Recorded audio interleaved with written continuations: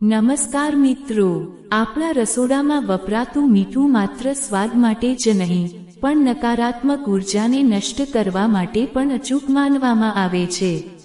વાસ્તુશાસ્ત્ર અને જ્યોતિષ મુજબ મીઠામાં આસપાસની ખરાબ શક્તિઓને શોષી લેવાની અદ્ભુત ક્ષમતા છે। ઘણીવાર આપણને લાગે છે કે ઘરમાં બધું બરાબર હોવા છતાં કકળાટ રહે છે, પ્રગતિ અટકી ગઈ છે અથવા કોઈની ખરાબ નજર લાગી છે। આવા સમયે મીઠાનો એક નાનકડો પ્રયોગ તમારા ઘરનું વાતાવરણ બદલી શકે છે। આજે આપણે જાણીશું કે મુખ્ય દરવાજા પર મીઠું કેવી રીતે બાંધવું અને તેનાથી કયા 5 મોટા ફાયદા થાય છે। 1. નજર દોષથી મુક્તિ।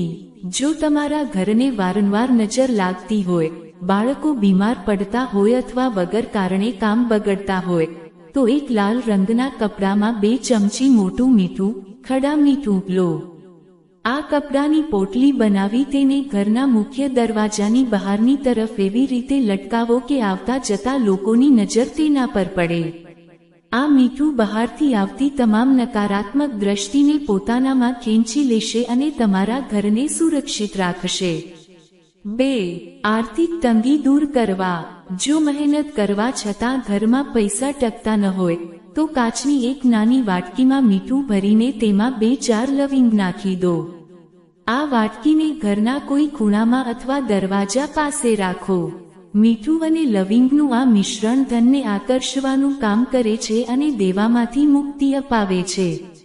દર મહિને આ મીઠું બદલતા રહેવું અને જૂનું મીઠું પાણીમાં પધરાવી દેવું। 3.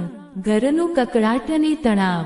જે ઘરમાં હંમેશા ઝઘડા થતા હોય ત્યાં પાણીમાં થોડું મીઠું નાખીને પોતું મોપ કરવાની આદત પાડો।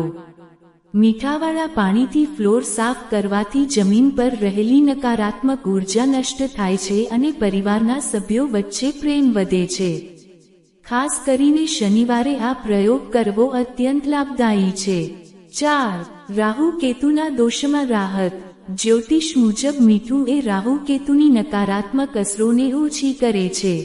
જો તમારી કુંડળીમાં આ ગ્રહોની પીડા હોય તો બાથરૂમમાં કાચની વાટકીમાં મીઠું રાખવું જોઈએ। મુખ્ય દરવાજા પર મીઠાની પોટલી રાખવાથી રાહુના કારણે આવતા અચાનક સંકટો અને અકસ્માતોથી બચી શકાય છે। 5. મીઠું બદલવાનો સાચો નિયમ। મુખ્ય દરવાજા પર બાંધેલું મીઠું દર 15 દિવસે અથવા દર અમાસે બદલી નાખવું જોઈએ। જૂનું મીઠું કોઈ પણ કચરાપેટીમાં ફેંકવાને બદલે તેને વહેતા પાણીમાં પધરાવી દેવું અથવા વોશ બેસિનમાં ફ્લશ કરી દેવું। નવું મીઠું ફરીથી એ જ રીતે બાંધવું।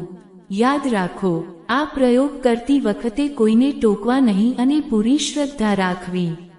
મિત્રો, મીઠાનો આ પ્રયોગ સાદો લાગે છે પણ તેની અસર ખૂબ જ ઊંડી છે।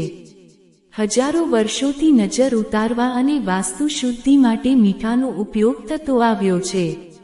તમે પણ આ નાનકડો બદલાવ લાવીને જુઓ, તમારા ઘરમાં સુખ અને શાંતિનો વાસ થશે।